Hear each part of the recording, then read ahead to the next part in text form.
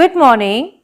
Today's thought is your real success is to do more than what others can think. दूसरों की सोच से अधिक कर दिखाना ही आपकी असली सफलता है, क्योंकि सफलता उपलब्धियों से परिभाषित नहीं होती है, अपितु बौद्धिक रूप से चुनौती देने के लिए अपनी सार्वभौमिक आवश्यकता को कैसे पूरा करते हैं, अपने उद्देश्य के साथ जीवन को संवारते हुए और नियमित रूप से तृप्ति और अर्थ का अनुभव करते हैं, इससे परिभाषित होती है। धन्यवाद। नमस्कार बच्चों, मैं डॉक्टर सुमन गुप्ता लेकर आई हूँ आज का शब्द। आज का शब्द है ट्रांसलेट। TRANSLATE।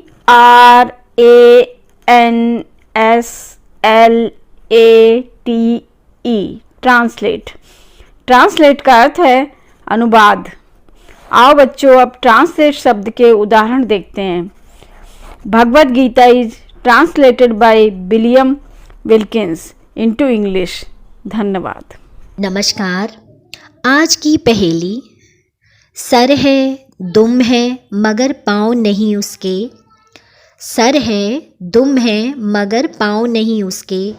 पेट है, आँख है, मगर कान नहीं उसके। बताइए, विचार कीजिए, सोचिए। चलिए हम ही बता देते हैं। सांप। आज के लिए इतना ही। धन्यवाद। नमस्कार। अब बारी है 6 नवंबर के इतिहास को जानने की। 6 नवंबर 1913 के दिन महात्मा गांधी ने दक्षिण अफ्रीका में रंगभेद की नीतियों के खिलाफ द ग्रेट मार्च का नेतृत्व किया था। इस मार्च में 2000 भारतीय खदान कर्मियों ने न्यू कासल से नेहाल तक की पदयात्रा की थी। 6 नवंबर के ही दिन सन 1943 में दूसरे विश्व युद्ध के दौरान जापानी प्रधानमंत्री हिदेकी तोजो ने नेताजी सुभाष चंद्र बोस को अंडमान और निकोबार द्वीप समूह सौंपे थे। आज के लिए बस इतना ही, फिर मिलेंगे। धन्यवाद। सुप्रभात। आज का विशेष राष्ट्रीय आयुर्वेद दिवस।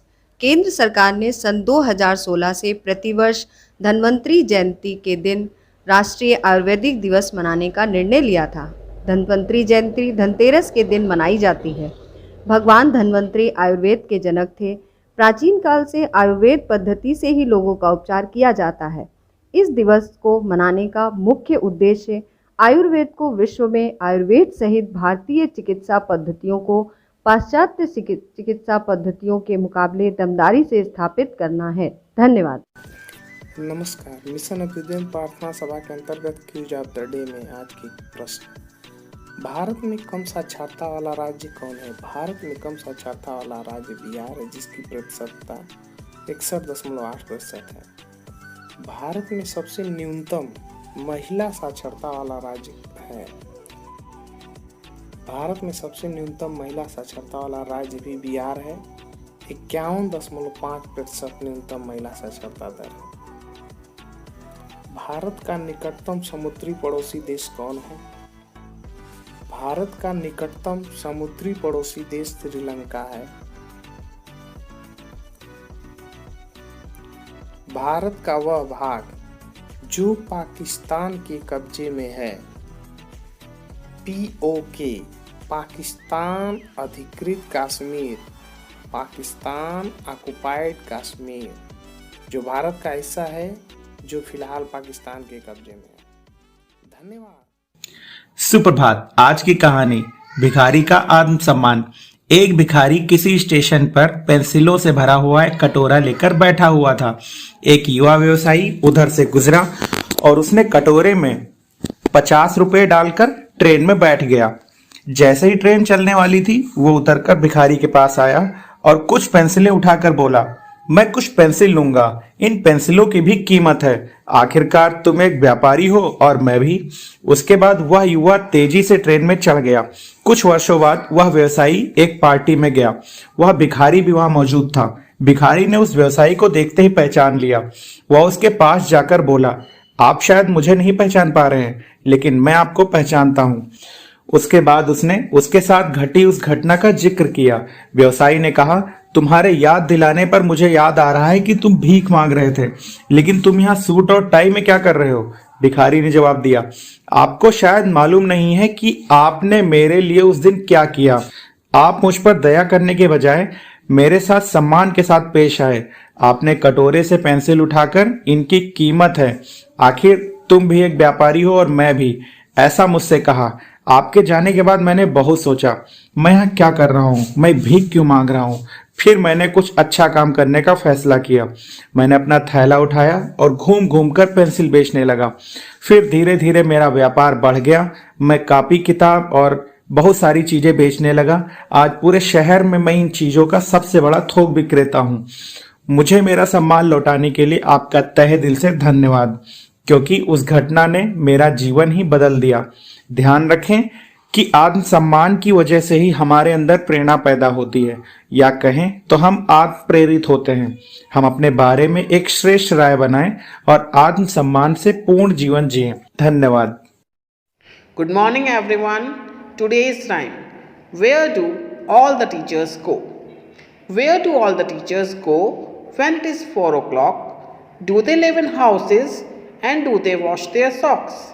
Do they wear pajamas and do they watch TV?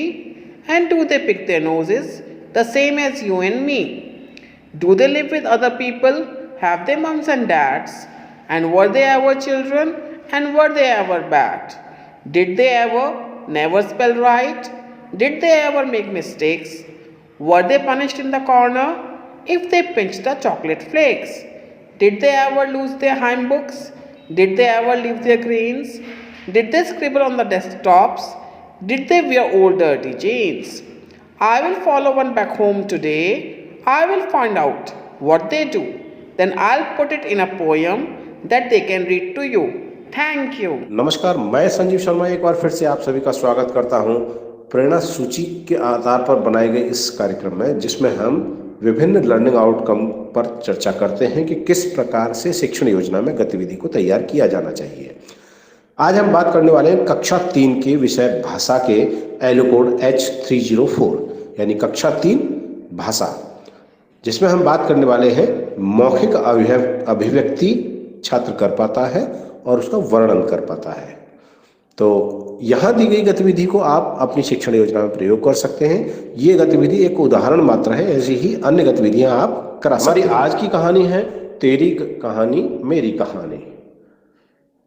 शिक्षकों को चाहिए कि छात्रों से बातों बातों में कोई एक कहानी आधी अधूरी उनके साथ साझा करें। बेहतर यह होगा कि इस कहानी को शीर्षक के साथ अपूर्ण रूप से बोर्ड पर लिख दें, यानी बीच बीच में रिक्त स्थान अवश्य छोड़ दें और अब छात्रों से कहें कि वे इस कहानी को पूरा करें। ध्यान रहे, यह कहानी ऐसी होनी चाहिए जिससे छात्र पहले से परिचित हो, थोड़ा बहुत उसके बारे में अवश्य जानते हो। और कहानी के जो भी पात्र हैं उन पात्रों को लेकर आधी अधूरी अपूर्ण चर्चा छात्रों के साथ अवश्य कर लें। छात्र जब अपनी कहानी पूरी करते हुए सुना रहे हों तो उसमें प्रयुक्त विभिन्न प्रकार की शब्दावली का भी ध्यान रखें। यदि अब बेहतर होगा कि उन शब्दों को बोर्ड पर लिख भी लें और एक के बाद जब दूसरा छात्र उस कहानी को सुनाए तो उससे पहले जो पहले छात्र ने कहानी सुनाई है उस पर चर्चा आवश्यक रूप से कर लें। और हाँ, छात्र से ये पूछना न भूलें कि उसने ये कहानी क्या सोचकर बनाई, ऐसे ही क्यों बनाई, जिससे कि उसे मौखिक अभिव्यक्ति के ज़्यादा अवसर मिलेंगे। तो इस प्रकार से हम इस लर्निंग आउटकम को लेकर अपनी गतिविधि तैयार कर सकते हैं। ये गतिविधि आप अपनी शिक्षण योजना में लिख सकते हैं। सभी शिक्षकों से अनुरोध है कि गतिविधि को रोचकतापूर्ण तरीके से कराएं और गतिविधि से पूर्व समुचित निर्देश अवश्य दें। जब छात्र अपनी बात कह रहे हों तो उनके हाव भाव का अवश्य ध्यान रखें और उनको पहचानते हुए ही उनकी मदद करें। छात्रों को लगना चाहिए कि आप उनको गंभीरता के साथ सुन रहे हैं। गतिविधि को रोचक बनाने के लिए आपकी सक्रिय भागीदारी बहुत ज़्यादा जरूरी है, पर ध्यान रहे छात्र आपसे अधिक सक्रिय होने चाहिए। तो कराते रहें गतिविधि और हासिल करें प्रेरणा लक्ष्यों को। हम बनाएंगे प्रेरक प्रदेश उत्तर प्रदेश। जय हिंद, जय शिक्षा।